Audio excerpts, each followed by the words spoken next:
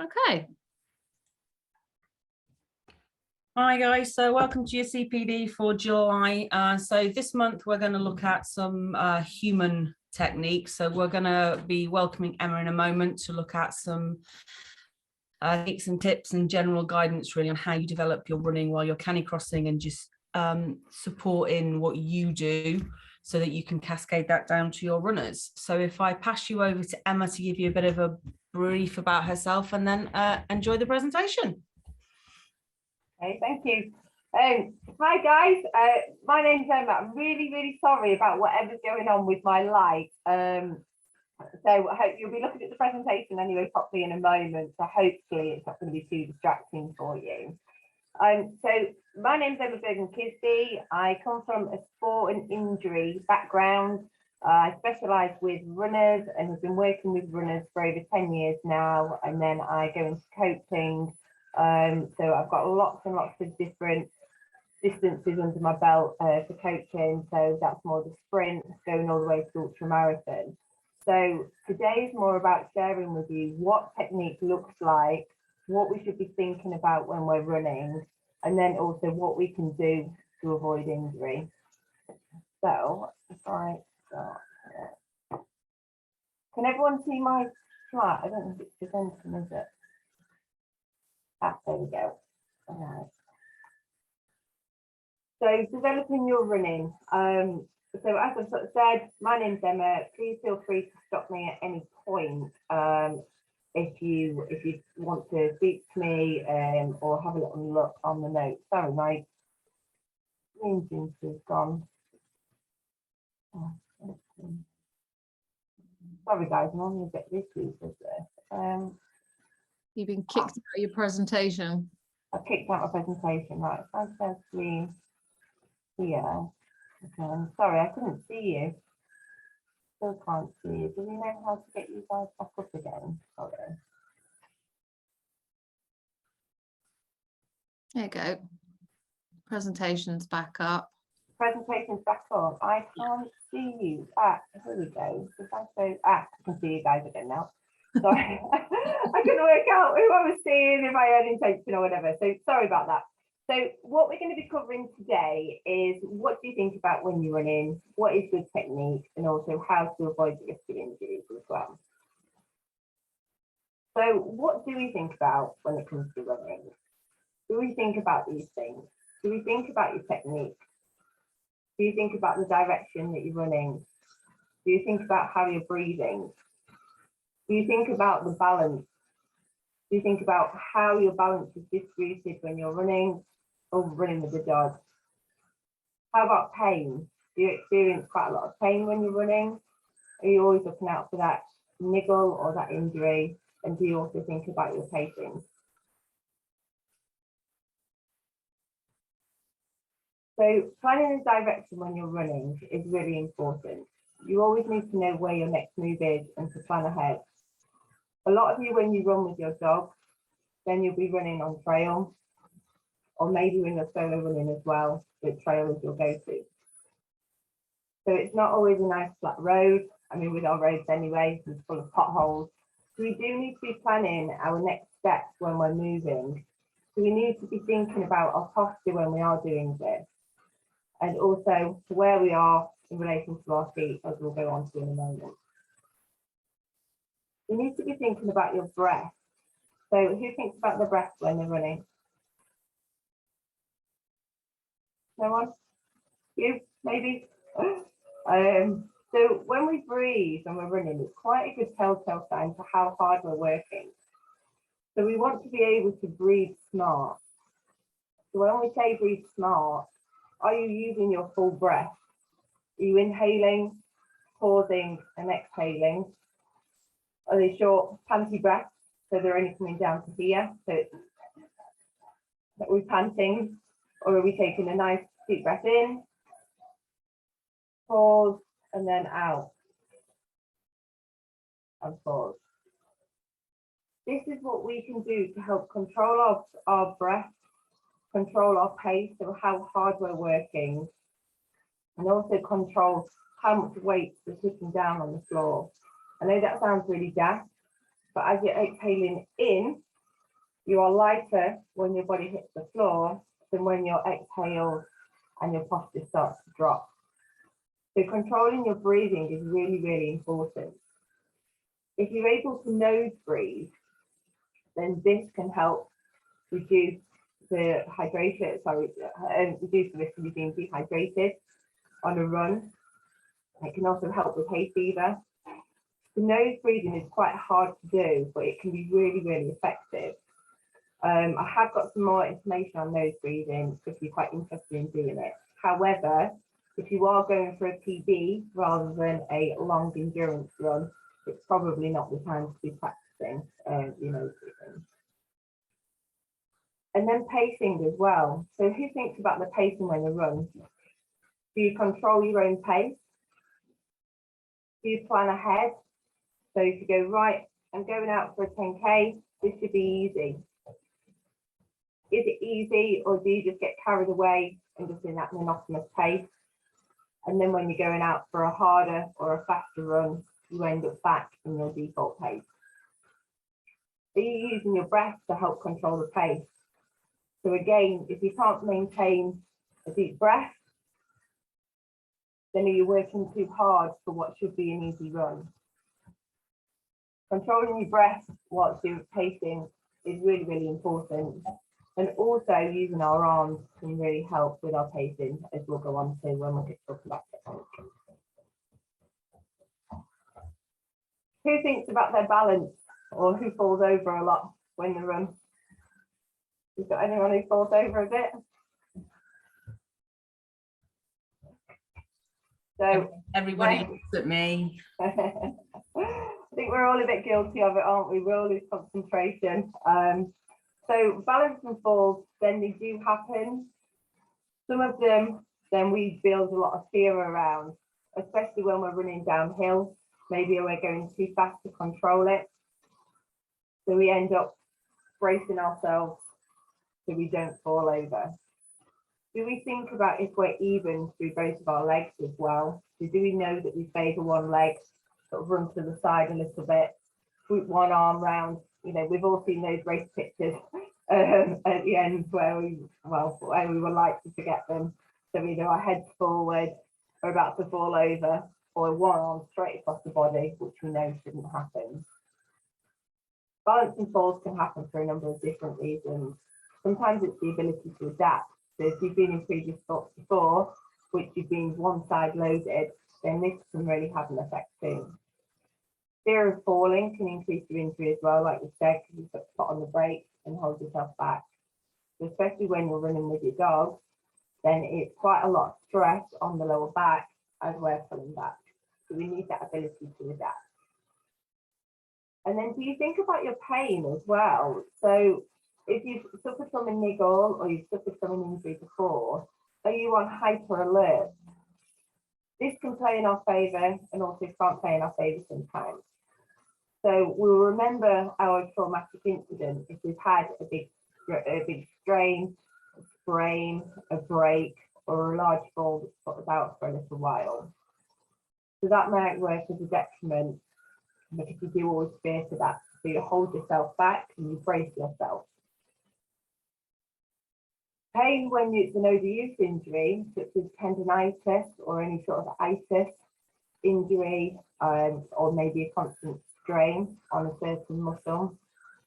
This can play in our favour because we can work with our pain response to see whether or not we're okay for 3 miles, 5 miles, 7 miles, etc. So we can use that as a marker to see if we're improving, or we know what to go and say to our therapist. We can get to 5K, but as soon as we're trying to get to 10K, my Achilles kicks in around about 7K, for instance. So it can really work in your favour. So if you use your pain in a smart way, it can really, really work to make sure that you're not overdoing it whilst you're still running. Again, the breath work and pace work can really help with the pain. So breathing through a certain pain, maybe when we're stiff, and just get started first of all. We're all quite stiff in the mornings, so sometimes it feels like we might get an injury if we carry on running. but breathing through and warming through the tissue can really, really help reduce that pain level. And again, your pace sounds daft, but some people actually are out of pain if they run quicker, some run slower. This is because when we're slower, we spend a longer amount of time on the ground. So it's a loading issue. You might be okay for the faster runs, but not the slower runs. So again, it's important to think about pain.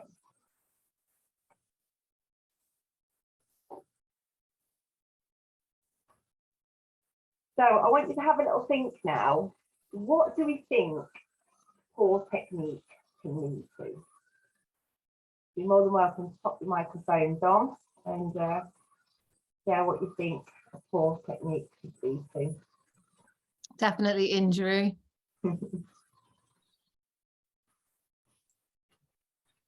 Anyone else? Becoming tired quicker. Tired quicker? Yeah, that's a good one.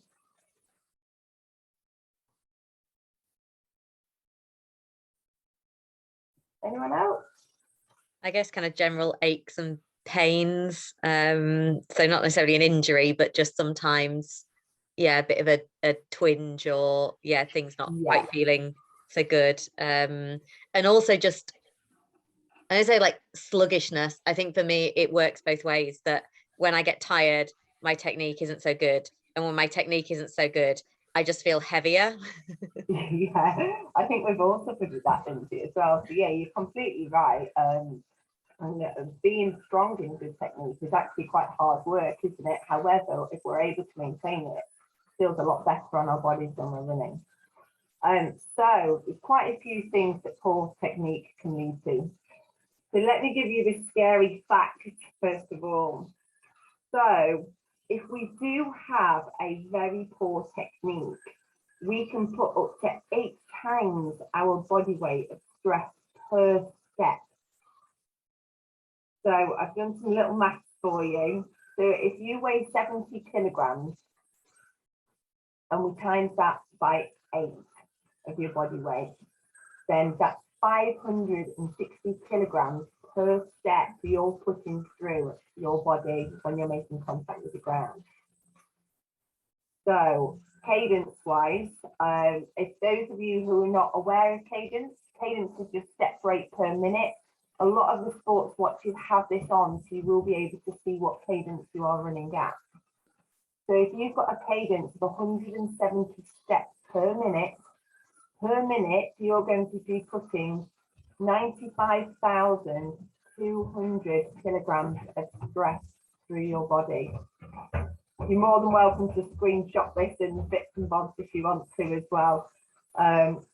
It's quite a significant number. So even when we're out for 10 minutes, we have to times that number by 10. So this is what poor technique can lead to. And it's just because all of our body proportions are in the wrong position when we're landing onto the floor. So mix that with gravity and we're hitting our body and stressing it out so much. So this poor technique can lead to the injury risk increase. So overused muscle groups. So this is when your niggly muscles start to come in because you're overusing some and not using others. You can suffer a lot more from overtraining, again, because you're not distributing the force evenly through the body.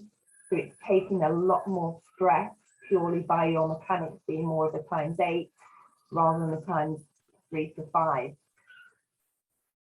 Therefore, it can increase the risk of stress fractures. So ladies, if you're of a certain age and you are going through a slight change, then we do have to be aware of that as well, because our bones do get weaker. So if you suffer from osteopenia or osteoporosis, these are big factors for you, and you will have to do some training around to support your body to continue to run. And because we're not working in a good technique posture, then we reduce our performance. So actually, we can't run as fast because we're not going in a straight line. Our posture can be everywhere, and it means that all of our force is being lost here, there, and everywhere. And because of all of these factors, this can lead to a shorter running life. Not a shorter life, but a shorter running life. And this is purely because of the wear and tear on your body. So if you've had a lot more injuries, you're sick and tired of those muscles being overused, you've had stress fracture, so you feel like you get to a certain point, then you get injured and you're having to build yourself back up again. Eventually, most people try and find another sport. So that's the scary bit about having a poor technique. So what do we think a good technique can bring us? And what do you think the 3 main factors are of having a good technique when you're running?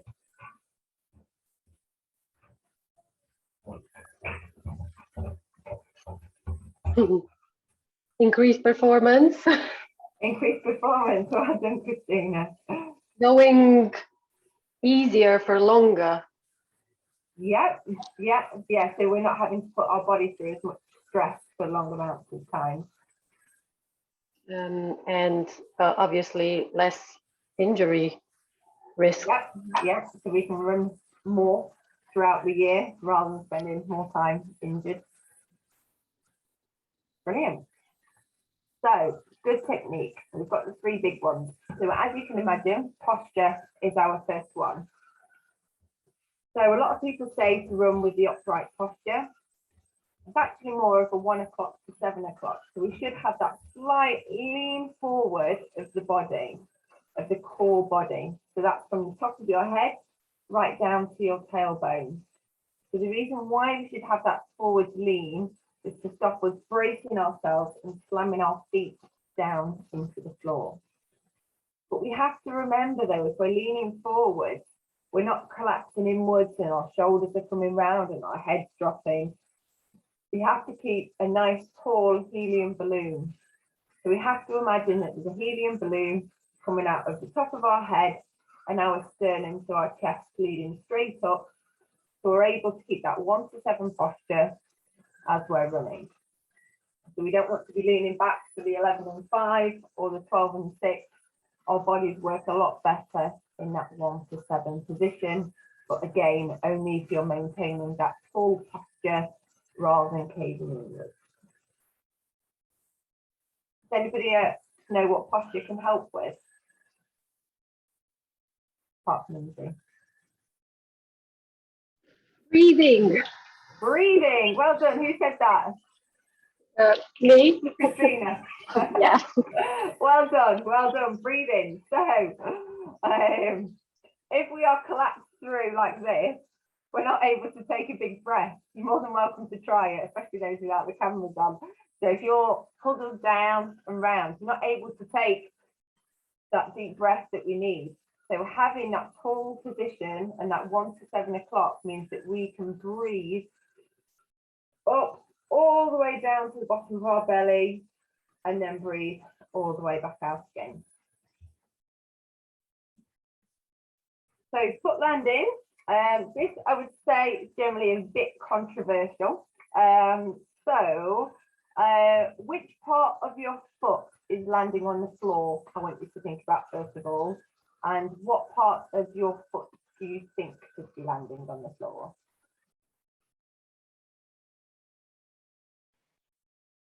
Well, I know I heel strike all the heel time, all the time. And Mine is the forefoot. I'd say mine's, well, I've been told mid that I tend to go for mid. yeah. But yeah, sometimes I think I'm further forward depending which dog I'm running with. Interesting. Yeah. Is there a certain way that you get taught to run when you're with your dog compared to when you're running on your own? I think that, I mean, definitely I feel I run differently when I'm running without the dogs. Yeah. I think I run better with them than without. I tend to do the shuffle without them. Yeah, I'm a long distance runner. I'm allowed to shuffle. But yeah, I think I concentrate more on kind of my posture and my foot position when I'm running with the dog. So I think it probably makes me slightly more conscious of it. Have you tried to think about it in the solo running? And would you say that it's more mid still, or would you say it's more of a heel? I think still mid. I don't think I generally do heel strike, but it's because I'm conscious. Well, maybe you're going to tell me I should be. I'm conscious not to. Okay. So yeah, I don't think I heel strike either when I'm with or without the dogs. Okay, cool. Thanks, Lindsay. Okay, so do we think that heel striking is bad for us? I mean, I see it as breaking that it Yeah. I've always thought that it's not good for us, but I'm open to you telling me differently. Okay. Is it a trick question? It is a trick question, you're right. I can speak from experience, Emma. It's bad for me Yeah. because heel strike meant that, or running in a heel strike style meant that I was told by a doctor that I would never be able to run again. And in order to get over that, I had to change my running style, and I now run in a 4-foot style, which means my knees no longer hurt, which means that I can continue to run. Yeah. But that's very much a personal thing, and it doesn't work for everyone. And some people work differently with regards to heel, mid or toe than others, and I think it's very much a personal thing. Okay, right, so let me explain. Thanks, Sal, for that. Which part of your foot you land with just depends on your foot biomechanics. So this isn't actually the bad part for you, is which part of the foot is landing on the floor. So those of you who are a heel striker, this is when it's annoying about my camera. So for those of you who are a heel striker, if it's a high heel, so your heel is down and your toe is up at quite a big angle, this means that you impact your heel by quite a lot. So there will be more stress on your heel.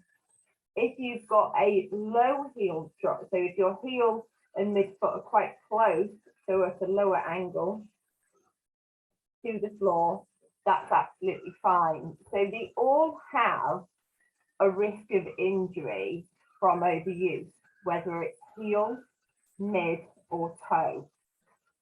So as Sal just pointed out, then heels tend to lead to knee issues. Midfoot tends to land on hip issues, and toes is ankle sprains, Achilles, and stress fractures.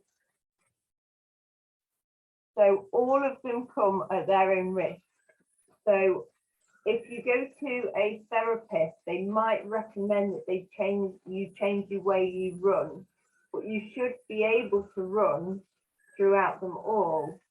Now, if you watch slow motion of, say, for instance, the London Marathon, even the Kenyans will be doing heel striking. In Kipchoge's 2-hour one, he did heel striking.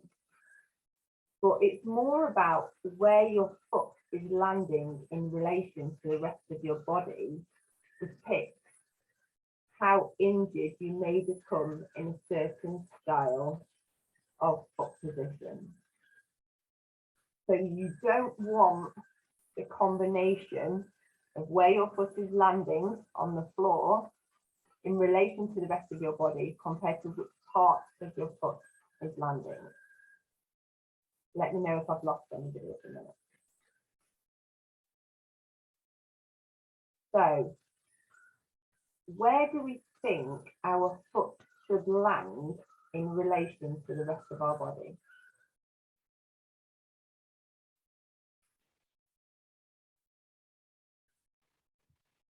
I'm not sure it should.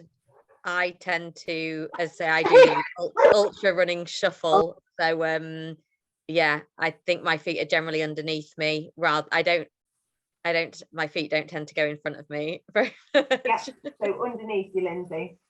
Yeah. Yeah. As I don't know if that's right, but I know that's how I run. What distance do you do out of interest, Lindsay? Oh, like ultra marathons. Yeah, cool. Yeah. Yeah, so like 3,200 odd miles. Yeah, that's my preferred distance.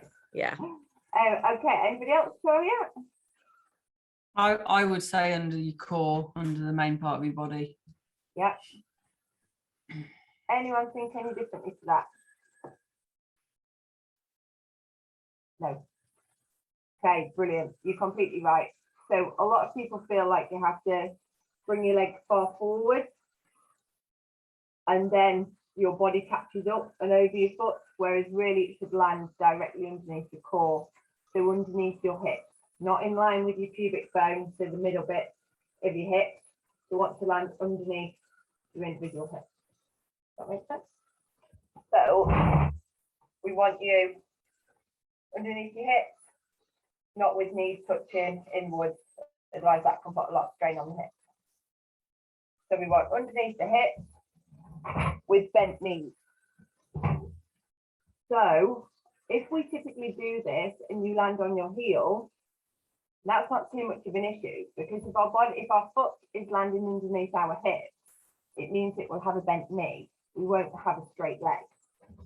Now, if you heel strike and your leg is in front of you, you are putting on your brakes, and the heel and leg have to do a lot of work to get your body over the foot, rather than it already being in a spring-like position, ready to go again. So your feet should land underneath your body.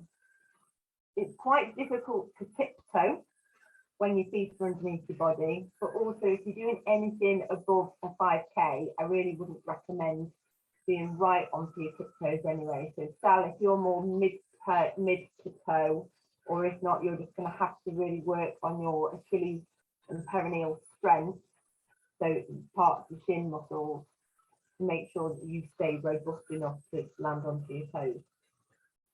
Mid to toe tends to be okay, but if it's right onto your tippy toes and we're reaching for the floor, then you can still get quite injured that way. It is a technique that sprinters use, but again, I don't think any of you more sprinters or overall 5K sort. Are we in here? No, nobody's under like a track athlete. No. So yeah, so your foot should land underneath your body. That way, then we have a bent knee and all of our joints in the right position to offload the weight down, ready to spring out and go again. And then the last thing to bear in mind with your foot landing is about the strong ankles. So imagine a lot of you do trail, whether or not it is with your dog, or yourself anyway. So having a good mobile ankle rather than just a strong ankle is a really good idea. So if you've got a strong ankle but it doesn't tend to move very much, you put yourself in vulnerability of spraining your ankle. And if you've got too much mobility at the ankle but not enough strength, then you're equally either going to topple over, sprain yourself, or you're going to dislocate your ankle. There's really things to bear in mind. That's your foot landing. And then we go on to the arms. So, do we think about our arms? Who thinks about their arms? A little bit, Emily? Good? Yeah, a little bit. More so recently because I've seen a bloke running around my village, and Yeah. I don't know how he does it, because he literally trails his arms behind him as he's running. Like they're down, his fingers are dangling down, and he's trailing them like behind his hips. And I look at him and I'm like, how can you run? Like, I don't know how anyone can run like that. You've got to have your arms up, surely. But I've seen him loads, and it's really weird. Ooh. Yeah, very interesting. Very interesting. I didn't used to think about my arms, and I used to do the where your arms go across in front of you. Yeah. Until I realised that was a massive waste of a load of energy. And now I try and focus on keeping my arms forward and back, and actually using them as a drive, following the classes I've been to with you, as opposed to sort of doing all of this, because I was sort of moving a lot round and wasting a lot of energy. Although occasionally downhill I do kind of do the windmill panic, but that's only for dog to put. Yeah, we'll be talking a lot about arms, because there's a lot of ways we can use our arms. The worst thing you can do is not use them, which Emily's friend. Yes, then he doesn't use his. So yeah, so do we actively think about our arms other than Emily himself? Lindsay? I think I do. Yeah, I do, particularly for kind of more technical trails, to try and kind of use them for a bit of kind of balance so that I'm not slowing down. Yeah. So I tend to find when I'm running, particularly like a technical downhill or any downhill, my arms always come up. I always sound like a bit of a tightrope walker, just to kind of get that balance. So I guess I think about them then. Yeah, maybe not as much as I should, but definitely on technical and downhills, I'm mindful I do use my arms differently. Yeah. Okay, cool. So here's a weird question. Which direction should your arms go in? Just when you're running normally. This is not technical. So should they be forward to back or back to forward? What Emily's doing. What's Emily doing? I think that's forward to back. Forward to back. Think. So your resistance is driving backwards or is going on forward? I do it backwards. I think back. I think they're pulling. Yeah. So if you back, so imagine somebody's behind you, so you really don't want to be behind you, and you're elbowing them. The easiest way. So you're trying to push your body forward and take your arm back. So I'm sure that many of us, when we were little, used to play with like toy cars and bits and bobs. So you draw back and let go and propel forward. So that's what you want to be doing with your arms. You want to be drawing that back so your body propels forward. Whereas some people go, I think it's because the saying goes hip to lip, whereas it should be lip to hip. Has anybody heard that saying? I move my arms a lot more when I'm running with a dog. I can feel it. Yes, I can feel it, that my muscles get achy more so when I run with a dog than I do it by myself. Then you do it by yourself, yeah. So that's which direction you're going. So we need to move them from forward position to a backward position. So we're not shooting the air roll, we're driving it back as we go along. Why do we need our arms? So I think a few of you have mentioned that already. Generally balance, performance. Does anyone want to add anything else? We can help our legs when they get tired. Drive. Say again, Sal. Drive. Drive, yeah. Yeah. So it drives you in the right direction completely. So we definitely do need our arms. And if you're not using your arms, you're absolutely missing the trick. So I want you to really, really think about your arms when you're going out, when you run. So balance. So as you sort of said, Lindsay, your arms come out a little bit when we're on uneven ground or going downhill. So this is quite a good way of controlling your balance when you are coming downhill. So when we're coming downhill, our bodies are often going faster than we'd like them to. So generally, we will want to put on our brakes, which then we impact the floor so hard, we stop our rapid pace and we really, really slow down, slamming into the floor as we're going. But if we take our arms out slightly wider, there's a few different ways of doing this. So taking your arms out a little bit wider, and then what we call active elbows. So your elbows can move really, really quickly, and you can keep in line with your body's cadence.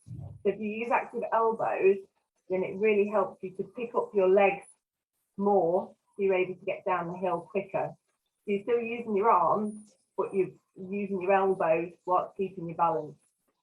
So I try active elbows if you've not done already. This one can help a little bit with balance, but it doesn't help us speed up. So it can help us with balance, but speeding up process, because it's not as driving back. We're still, again, slowing ourselves down with resistance, coming forward.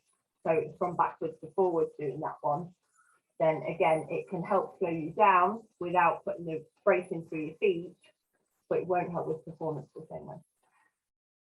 Any questions on that bit? Just making me chuckle. I'm sure that I do run downhill with the flailing arms at times. Try it next time, Lindsay. I was like, oh, I recognise that technique with the arms flailing. Yeah, no, I was just going to say, when I run downhill, I have a little, because I'm terrified of running down hills, and I have a little mantra, which is light as a feather, don't be scared. And I just repeat it to myself all the way down the hill, so that I try and remember to stay light but not be fearful. So yeah, people hear me muttering under my breath, light as a feather, don't be scared, light as a feather, don't be scared. So that helps as well. I don't know whether you want to add that as one of your techniques. Okie dokie, light as a feather. I'll jot that down. Thank you. I just keep thinking that, as somebody said, just waddle like a dog, a duck. And I can't remember who that was. It was on one of the courses. Might have been Emily. Waddle like a duck? Yeah, going downhill. I think that's Dawn that says that, actually. Dawn, Sorry, Dawn. Sorry, Emily. the Dawn's got the downhill technique. Widen your stance slightly when you're running with a dog downhill and stick your bum out backwards. So that's why the waddle like a duck comes in, because you put your bum into your harness. One way of doing it. You can skip and do other things. Yeah, so you can sort of sit down into it. I mean, the pressure's still going to be there slightly, and if you widen your stance a little bit too much, you've got the risk of your knees collapsing inwards. So again, as long as you're strong enough and do squats as part of your regular program. It's more just as you move from side to side on the widen your stance, because if you've got like a 40-kilo dog like I have in front of me, that kind of alters how and it depends on what kind of hill I'm going down as well. Yeah, again, this is more for you as a runner today, but yeah, you're more right. There will definitely be some things that do differ with Cani, because obviously you have got more force carrying you forwards as well. So sitting back and squatting back is a great way of doing it rather than sort of pulling backwards. Absolutely. But yeah, if you're solo running, then again, the arm technique works really well. You can again sit back still slightly, but from a performance perspective, then it won't work as well. But from a protect your knees perspective, it will definitely work better than putting your brakes on, so to speak. Did you call it active elbows? Is that what you call it? Active elbows. Active yeah. elbows. Yeah. Yeah. Super. I'll give it a bit go. like widen them like a chicken and then just go for it. Nice. I like it. Yeah, it's a really good technique, but it also kicks your legs up a little bit more, so you're able to cover a bit more ground. It's what they use in fell running quite a lot. It's really good.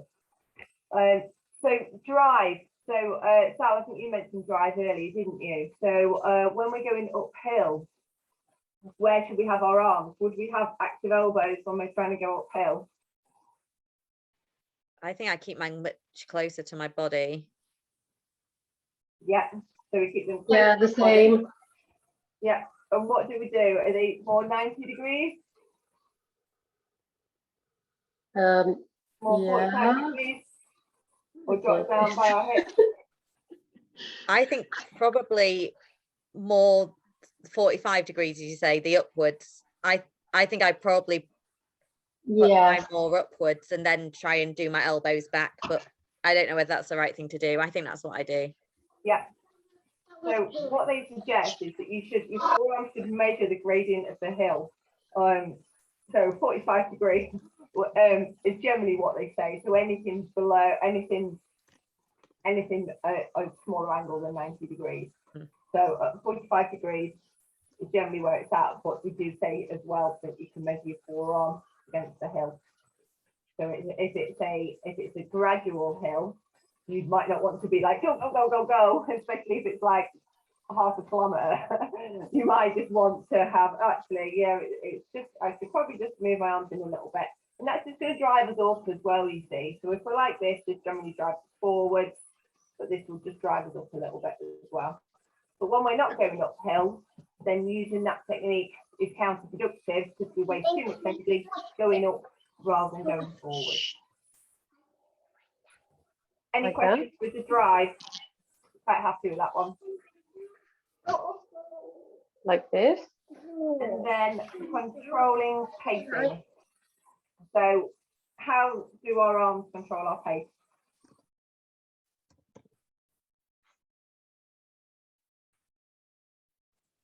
Well, Okay. faster arms, faster legs. So if you want your legs to move faster, you move your arms faster. Yeah. So when our legs are feeling quite tired, we can shift the mindset from come on legs to faster arms, and your legs will just follow. So we've just got that what we call contralateral movement within us. So if we sort of ran by our arms by our sides, we would still have that diagonal pattern of swinging our shoulders round from one side to the other. So if we're slowing down our arms, our legs will slow down. You can't really have slow arms and fast legs.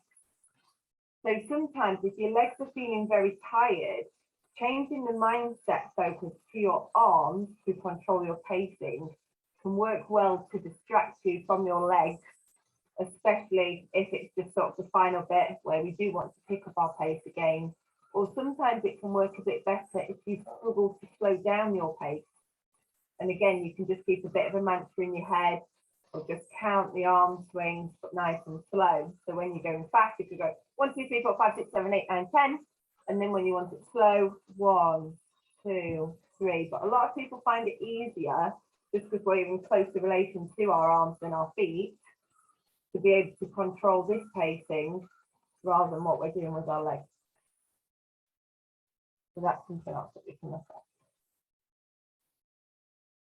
Okay, so moving on, the fear is real. So injuries do happen. So sometimes either from mishaps, but there's always ways in which we can help ourselves.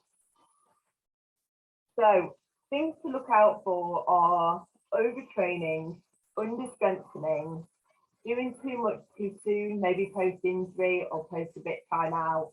Or again, it's been very hot, so maybe you've got some running to catch up on because you've not been running in this heat. And sudden changes to your lifestyle as well. So if you sort of like me having my kitchen done at the minute, so food and nutrition's a little bit all over the place, all of these can also have a factor into increasing the risk of our injuries, just because we're not eating at normal times. Maybe we've been sleep deprived again because of the heat at the moment. Maybe we're quite stressed or stress and tense. So these are things that we can really look out for. So with overtraining can be quite common if you've either maybe got a new dog to run with who is fairly heavy in comparison to you, if you've all of a sudden gone through a big weight loss transformation, then overtraining because your body's working differently can have a huge effect on your performance and also increase the risk of injury. Not being able to be strong enough to put your body through the load that you're exposing it to can also lead to a lot of injuries. So under strengthening your muscles, that means that the impact's going to go on our joints, it's going to go on our tendons and our bones and our ligaments. They're going to tire so much quicker, and then we're prone to the overuse injuries, such as our stress fractures and our itis pain. Again, like I said, doing too much too soon comes into that overtraining as well. So you're just trying to catch up too much on what you've done. We can do our best to avoid injury by increasing our resilience to it. So who currently does something other than running to try and protect their bodies when they're running? Be honest.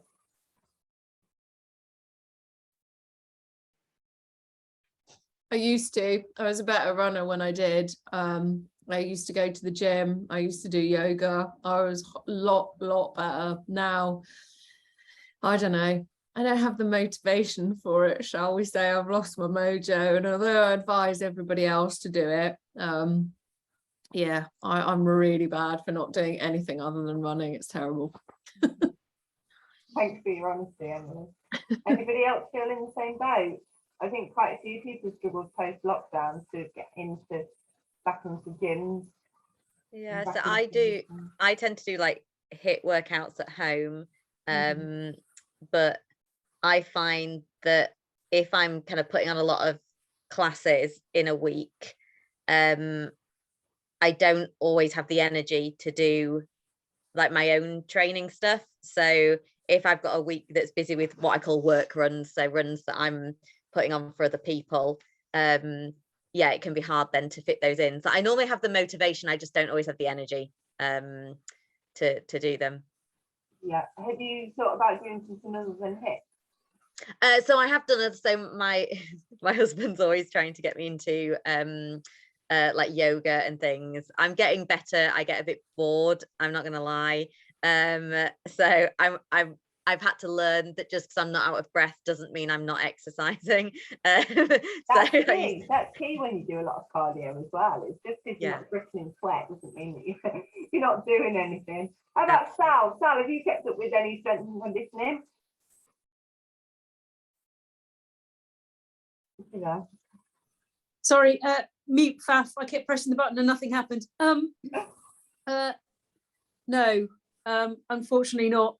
I've found it very difficult to get out to go and do sort of fitness related stuff. So it was great during the sort of Zoom time that we could do Zoom stuff, because I could get home from work and I could kind of slide sideways home from work and into a fitness session. But actually to get organised enough to get home from work, get sorted and get out for a fitness session is proving too difficult. My husband's away for 6 months as well at the moment, so that's but yeah, I'd really like to get back into the training. I felt it was really an advantage, and it was really helping with my training, but everything's just fallen by the wayside at the moment, and I'm just not getting out and doing what I wanted to do. I think accountability is quite a big thing as well. So maybe, I mean, I don't know how much interaction you guys have together, but it might be something that you have an accountability partner, because there's loads of stuff you can do at home. And if you know that you promised somebody you're going to do it, you're probably a bit more likely to do it. It might just spark motivation. Or if you're quite a competitive person, maybe you could set yourselves up a little challenge. But what I'll do for you guys is I'll create something on YouTube that all of you will be able to do from home, regardless of what kit you've got, and then that way you can play it on YouTube and you'll know that it's, you know, a bit more designed for you and you to run and to protect yourself from injuries to do that. So we've briefly touched on this. Not this slide, sorry. I thought this was these are sort of your three factors really when you're looking at what you should have in your training program. So we should have some strength. As I think Dawn said, you know, running with a 40-kilo dog was going to take its toll. So we have to think, how heavy is your Canicross buddy? How heavy are you? How much ground force does your body need to absorb? Okay. So your cadence might be slightly different when you're running with your dog compared to when you're not. Your cadence might increase compared to your solo runs. So you do have to factor that in mind just by doing the simple equation earlier. For good technique, it is still 3 times the body weight. So even if you've got absolute perfect technique, then it's 3 times the body weight when we run compared to when we walk. And then, like I said, that increases up to 8 times just for form. Mobility as well. So mobility is a fitness component. So this is your yoga, Lindsay. So again, the mobility is an important part. So this is, can you take like lots of long strides in different directions? Again, because most of you will be running off-road, then we do have to be mobile for those situations where we can't just keep our regular cadence, and that we do have to dot over here or dot over there, or really stretch out over this puddle or whatever. And also our reactions and agility as well. So how fast can you move and in which directions if needed? So this is, especially when you're running with your dog as well, is I'm sure they're all very well trained, but unpredictable circumstances can happen all the time. So whether or not that's somebody else's dog, whether or not a rabbit just, you know, quickly runs off and gets distracted, whatever, then you have to react to that really quickly. And if you're not prepared for that, then that can really, really put you at a disadvantage and increase your risk of injury. So if you're not able to react quick enough, your body's reacted before your head had time to process and load the body accordingly. So there are sort of three aspects really that you need to be focusing on whilst you're running. So inside your running training program is your strength, your mobility, your reactions and agility. So the good news is with the reactions and agility that you can do that with your dog, you can do that in training or just when you're out and about on a walk. You can fake some scenarios that you have to react to and become more agile to. You can play games with your kids or with your partner and bits and bobs, then tell you to go into a different direction or, you know, up, down, left, right, etc., etc. Then you can do that holding a weight, or you can do that holding some resistance, or do that one-legged, etc., etc. So it doesn't have to be done in the gym environment. You can just have loads of fun with that, to be honest. But as long as you're getting quick at your reactions, then you might save yourself from a nasty injury. Mobility, like we said, you know, if you're not able to take a long stride, and yet you have to take a long stride, you're more at risk of tearing your muscle or a dislocation. Knee dislocations are quite common. So if your muscles are tight and not mobile, or like we said earlier, with your strong but stiff ankle, then the chances are that you're still able to train to injury. And then the strength is more from an overtraining perspective as well as a performance perspective. So if you are overtraining, i.e. 6 before you're running, but your strength training still lacks, or you've not got any strength training, there's only so much tolerance your muscles will be able to take before they tell you that they've had enough. So as you increase your running capacity, you have to be able to increase your strength and your training loads, so each of them match up together to avoid injury. So I want you now to score yourselves out of 10 on these 4 areas. Nobody else needs to know. So we've got this resistance strength.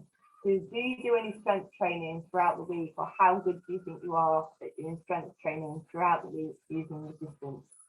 So this is using something other than your body weight.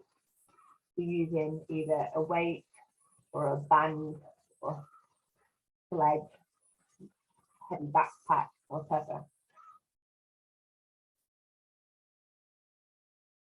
How much of that do you do a week? How well do you think you do it? And then the same for mobility. So do you have a stretching routine? It doesn't have to be before or after you run, or it can be included before or after you run. But is there some mobility at least once a week? How would you score yourself on that? Strong core, I think we all know, is quite important, especially for back, hip and knee injuries, as well as our performance. How often do you work on your core? And I'm not talking about things just like a plank, but how often do we work on our core being stable, what for balancing? Can we do the plank maybe on one leg? Can we do it what we're tapping our shoulders? Can we be more dynamic? Because we don't just hold ourselves still when we're running. And then, like you said, fast reaction skills. We test ourselves in reactions, these practices, how fast they can react to the situation. So all of you will probably have a score. I just want to know what's the weakest one. Or if all of them are weak, if they are. I'm not going to lie, mine are all weak. They're all weak, yeah. See, I think the running with dogs has improved my core, but Yeah. I also like I've marked my strength and my mobility less, and I've actually marked my reactions and agility quite high, because if you have ever seen me run with my littlest spaniel cross, you will know that I have to react very quickly not to fall over her. So I reckon my reactions are quite good actually. So that's the thing, some of this will come from natural practice, like having a strong core, with your dog. But if you're already at a stage where you're already working with your dog quite a lot and you've never really worked with them before, it will strengthen it somewhat, but is it strong enough for if something happens? But yeah, I mean, reaction skills can definitely come from your behaviour of your dog as well. And that's, that's very specific as well to what you do, so that's fantastic. But yes, mobility and some strengthening is good. Anything about those stuff?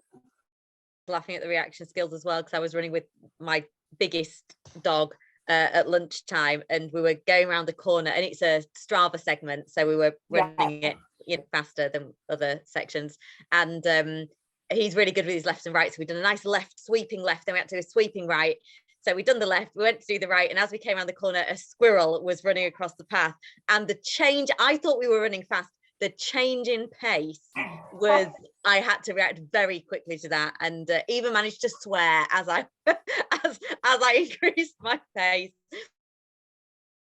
Yes, utter expletives as we chased this squirrel down the path. So yeah, I agree with Emily. I think when you've got kind of prey-driven dogs, reaction skills you have to work on all the time. But I think similarly, I'd put the kind of strength and probably mobility lowest, I would say. Yeah, probably mobility, I would say the lowest out of the four.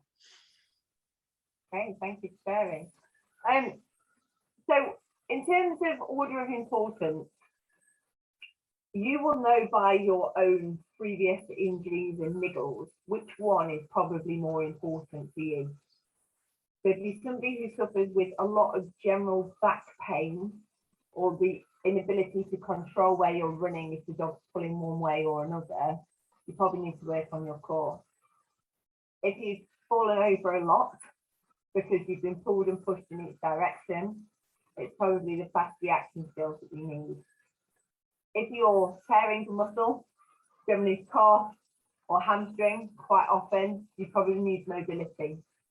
But if you're suffering from a few niggles here, a few niggles there, or you want to increase your performance, it's going to be the resistance strength training that's going to be the way to go.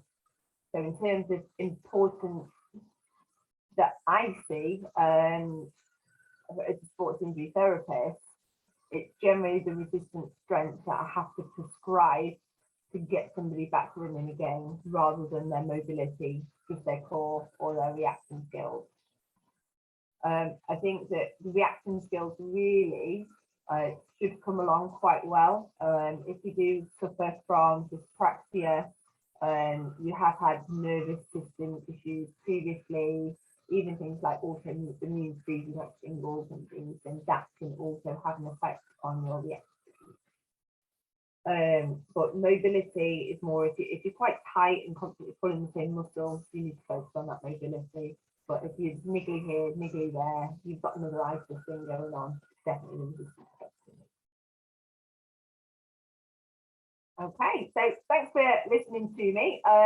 What I can do is I can send you the slides. I think these guys have got a recording as well, so we'll probably share that. And then there'll be a document with some help sheets on as well, just to tell you what we've gone over. So if you want to email me, then you can grab those, or also if you want the guys to forward me your emails, then I'm sure they're happy to. Any questions?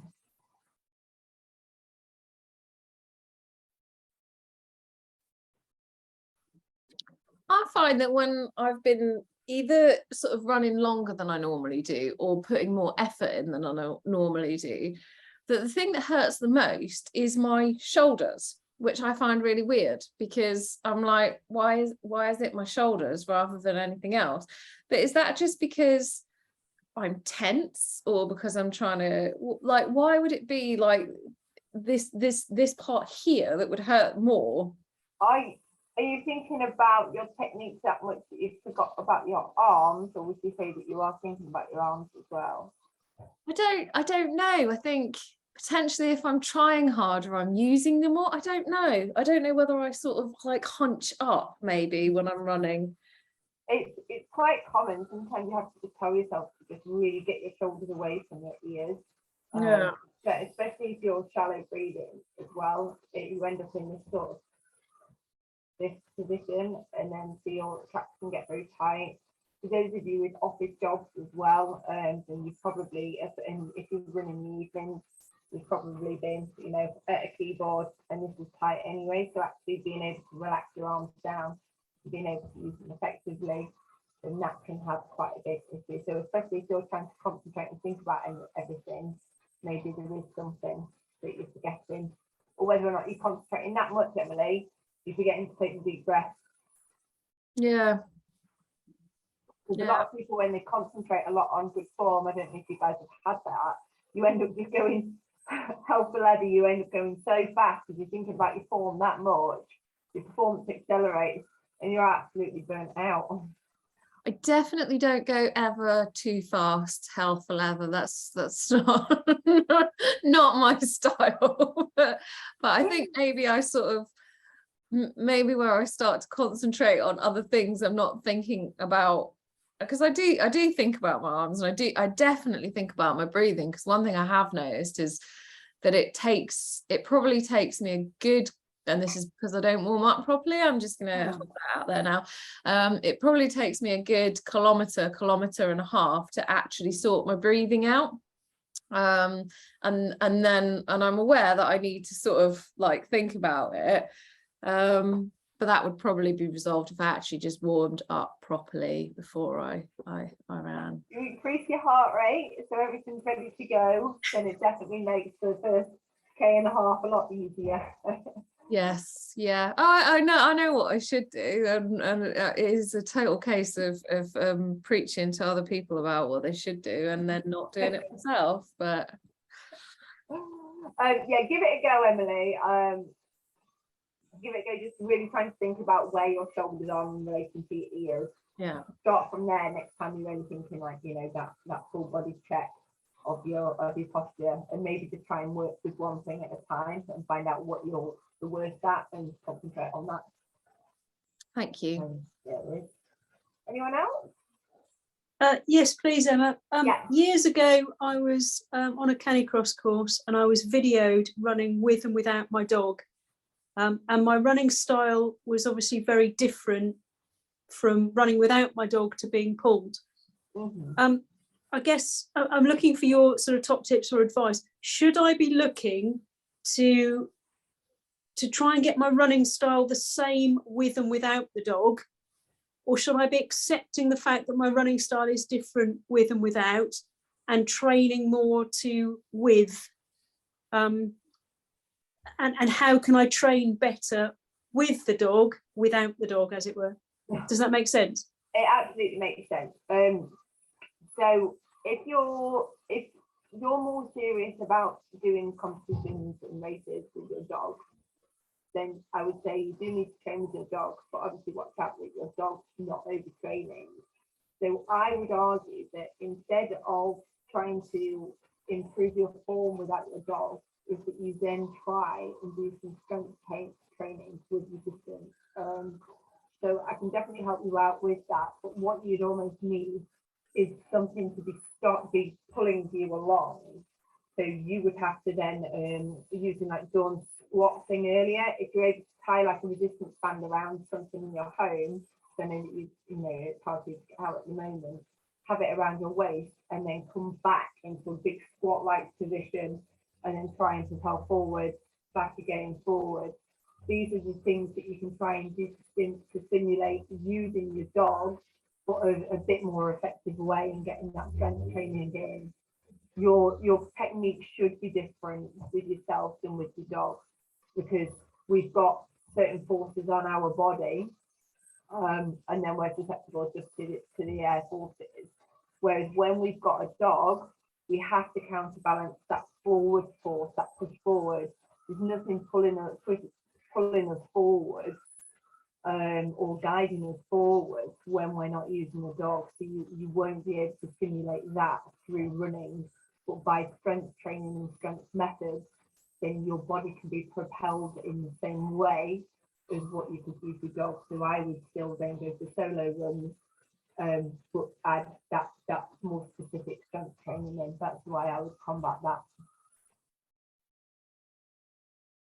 Thank you very much. No worries. Anybody else?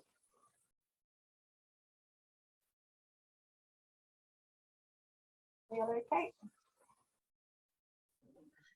Okay, well, I mean, we can get these if you're happy for us to get the slides and the sheets, then what we can do is we can put it in our file section of the private group.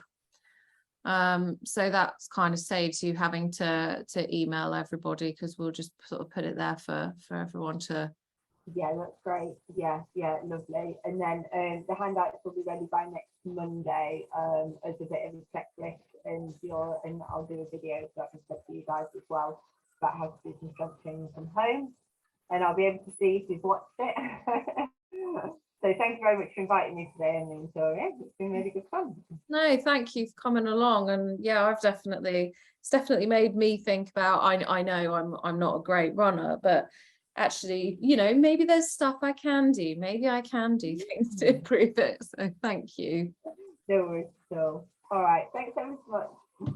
Thanks, everyone. Thank you. Thanks That's very been great, much. Emma. Thank you. Yeah, thank you. Bye-bye.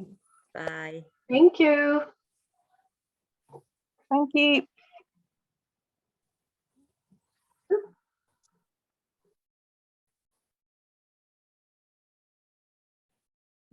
You stop recording. I will. Sorry.